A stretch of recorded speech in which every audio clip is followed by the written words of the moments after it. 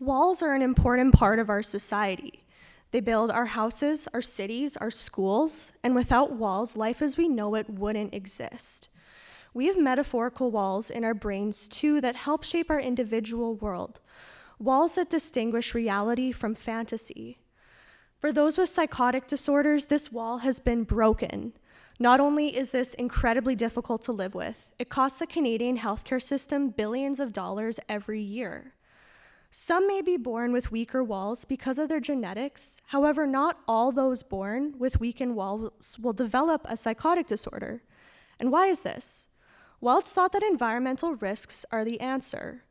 Harmful pathways in the brain are paved when unhealthy attachments or bad relationships are formed, when psychological trauma occurs, and when drugs are used. Cannabis specifically is a concern, since it's been shown that those at risk of psychosis are especially sensitive to its effects, and it's so normalized in Canada due to recent legalization. These harmful pathways can also overlap and intersect to form into a wrecking ball which destroys the wall completely. For example, someone who experienced abuse may have a hard time forming healthy relationships and use cannabis to cope with these struggles. Therefore, the presence of these risks and the formation of this wrecking ball are critical. Do patients and their families understand what's breaking down their wall? Do they realize that this wrecking ball can form? What's actually translating out of our hospitals and into the homes?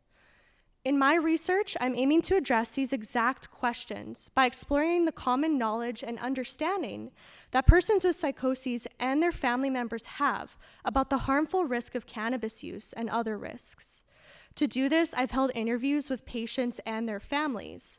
From these interviews, I've formed themes based on their stories.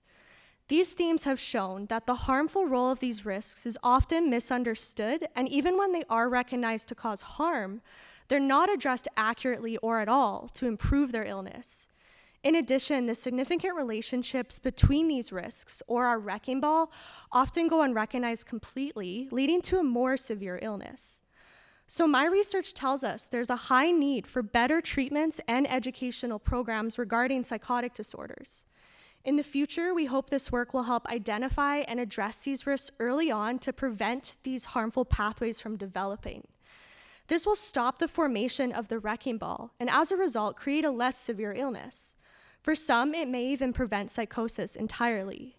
Not only will this improve the lives of those affected, it will put less strain on mental health services and save resources and money. With that, I leave you with one final question. How well are you taking care of your walls? Thank you.